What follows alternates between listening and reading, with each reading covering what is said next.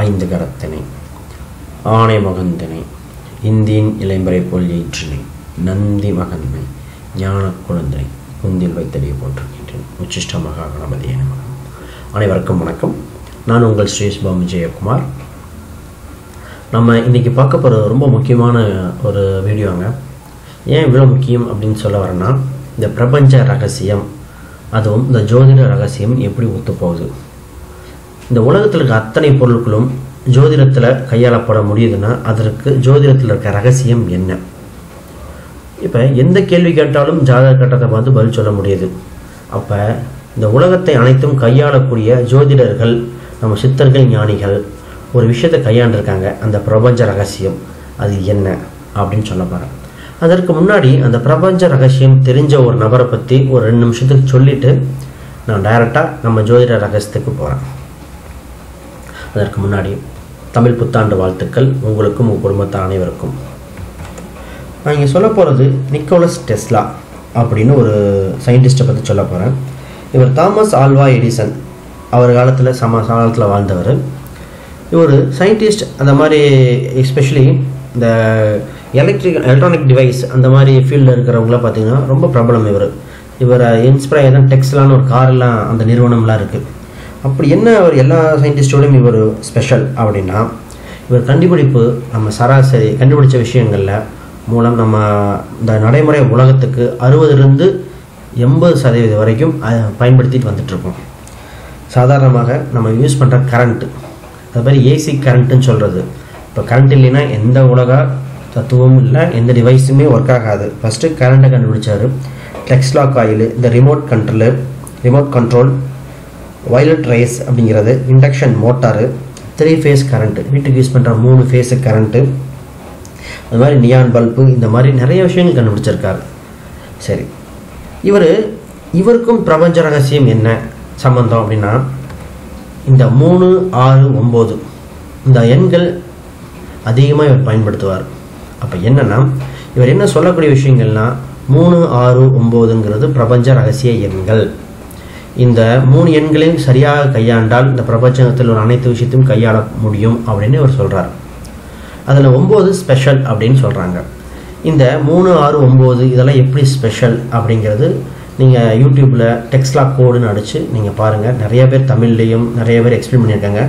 அதோட சார்ந்த விஷயங்கள் உங்களுக்கு நிறைய தெரியும். அப்போ இந்த 3, 6, 9ங்கிற பிரபஞ்ச ரகசிய எண்கள் அது இவர் வாழ்க்கையில் எல்லா விஷயத்தையும் பயன்படுத்தினார்.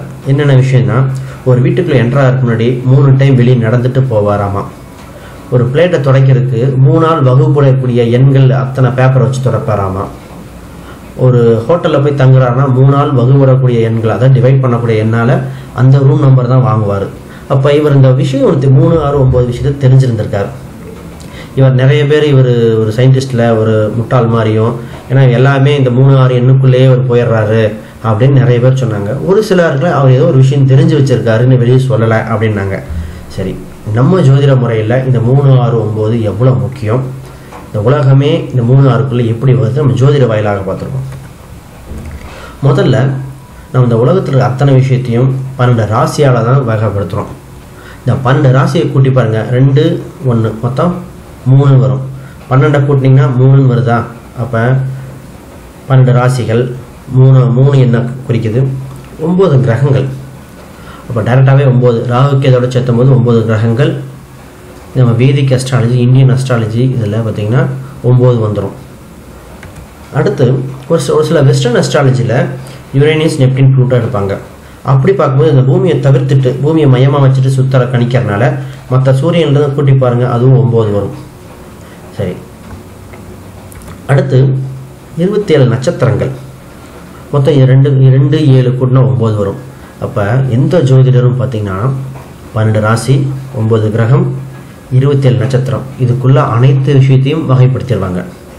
உங்களுக்கு புரிகிற மாதிரி சொல்லணும்னா, ஒருத்தர் வீடு அப்படின்னு கேட்டார்னா 4ஆம் பாவத்தை பார்ப்பார். 4ஆம் பாவங்கிறது அந்த காலத்தை பார்ப்பார். அதோட 4ஆம் பாவம் நட்சத்திரம் அப்படின்னு பார்க்கும்போது செவ்வாயோட நட்சத்திரங்களை பார்ப்பார்.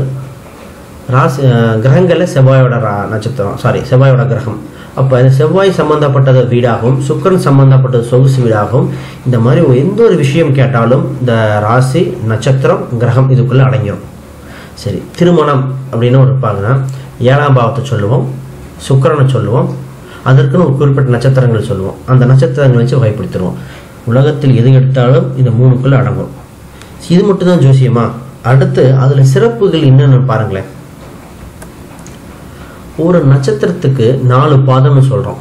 அப்போ மொத்தம் 27 நட்சத்திரம். 27 × 4 108 வரும். இப்போ உங்களுக்கு தெரிஞ்சோ தெரியாமையோ 108 பார்த்தீங்கன்னா 9ன்னு வருதா? மந்திரங்கள் சொல்வது 108 டைம் சொல்லுங்கள். 108 சமயம் கோயிலுக்கு போங்க. 1008 டைம் மந்திரம் சொல்ல வைங்க. அப்போ எல்லாமே இந்த 3, 6, 9 இது சார்ந்த பரிகாரமும் சொல்கிறோம், இது சார்ந்த கோயில்களுக்கு போக சொல்கிறோம், நவகிரகம்னு சொல்கிறோம். எல்லாமே இந்த 3, 6, 9க்குள்ளே வந்துடும். இதில் ஒரு கட்டத்துக்கு 30ன்னு சொல்லுவாங்க. மொத்த கட்டத்தை 12ஆல் கூட்டிங்கன்னா 360. 360 கூட்டினா 9 வந்துடும். இப்போ இங்கேயும் 3, 6, 9 வரும். அடுத்து இந்த ராசி கட்டத்தில் அடுத்தது டிவிஷனல் சார்ட்னு சொல்லுவாங்க. வர்க்க சக்கரங்கள் தமிழில் சொல்லுவோம். அது பார்த்திங்கன்னா மொத்தம் 60 வகையான வர்க்க சக்கரங்கள் பயன்படுத்தப்படுது. அப்போ பார்த்திங்கன்னா 60 பார்க்கும்போது 6ன்னு வரும். அடுத்து திதிகள் மொத்தம் எத்தனை திதி இருக்குது? மொத்தம் 30 திதி வரும். வளர்பிறை 15, தேய்பிறை 15, மொத்தம் 30 திதி வரும். வளர்பிறை எடுத்தாலும் 6ன்னு வரும், தேய்பிறை எடுத்தாலும் 6ன்னு வரும். மொத்தம் 30 திதி. இங்கே 3, 6, 9 இங்கேயும் மெயின்டைன் ஆகுது. மொத்தம் யோகங்கள் பார்ப்போம். ஒரு ஜாதகத்தில் யோகங்கள் அப்படின்னு பார்க்கும்போது மொத்தம் 27 வகையான யோகங்கள் எடுப்போம். சேர்க்கை சார்ந்த யோகங்கள் நிறையா இருக்குது. இந்த மொத்தம் 27. அப்போ 2, 7 இங்கேயும் 9 வருது. அடுத்து தசா முறைகள். தசா மொத்தம் பார்த்திங்கன்னா 39 வகையான தசா முறைகள் இருக்குது. நம்ம விம்சோத்திரி தசா அது முதல்ல இருக்கிறது மட்டும் தான் பயன்படுத்துகிறோம். அதுவே துல்லியமாக வருது. மொத்த தசா முறைகள் இத்தனையும் எடுத்தால் இன்னும் கையாள முடியும். மொத்தம் 39. 3, 9 கூட்டிங்கன்னா 12, அங்கே 3ன்னு வரும். சரி, விம்சோத்திரி தசா பயன்படுத்துகிறோம். ஒவ்வொரு கிரகமும் ஒவ்வொரு வருஷம் கொடுக்கப்படுது. அதோட கூட்டுத்தொகை பார்த்திங்கன்னா 120 வரும். இங்கேயும் 3ங்கிறது மெயின்டைன் ஆகுது. சரி, 24 மணி நேரம். அப்போ 2, 4 பார்த்திங்கன்னா 6 வரும். 12, 12 பகல் இரவுன்னு பிரித்தா அங்கே 3 வரும். இதோட ஒரு முக்கியமான விஷயம் பார்த்திங்கன்னா 60 நிமிஷம், 60 செகண்டு, 60 வினாடி எல்லாம் 6, 6 தான் வரும்.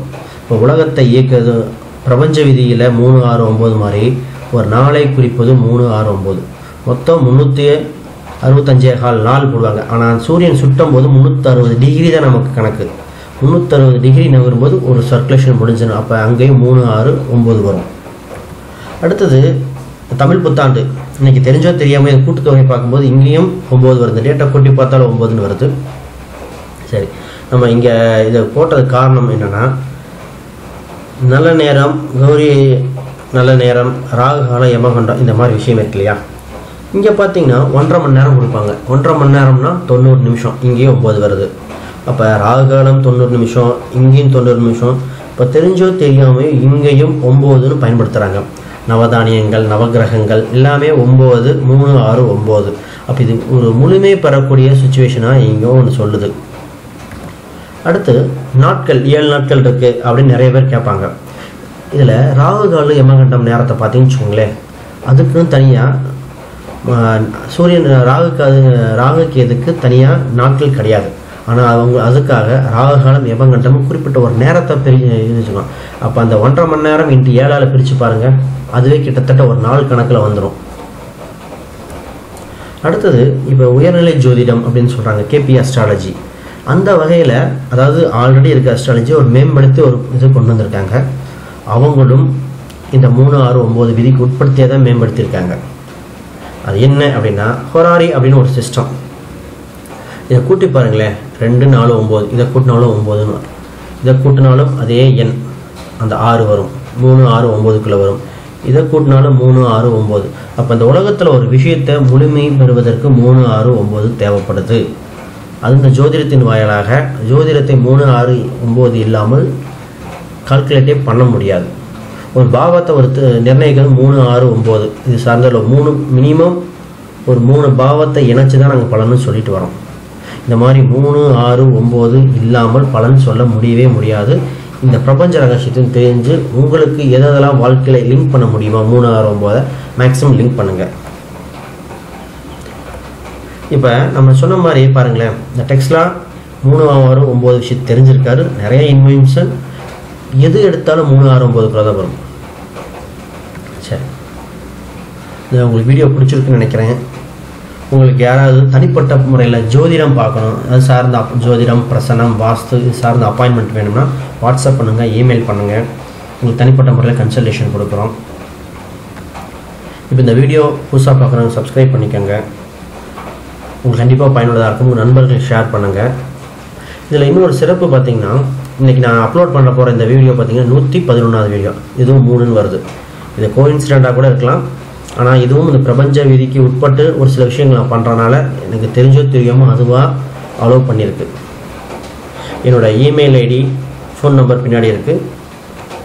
கண்டிப்பாக உங்களுக்கு பயன்படும்.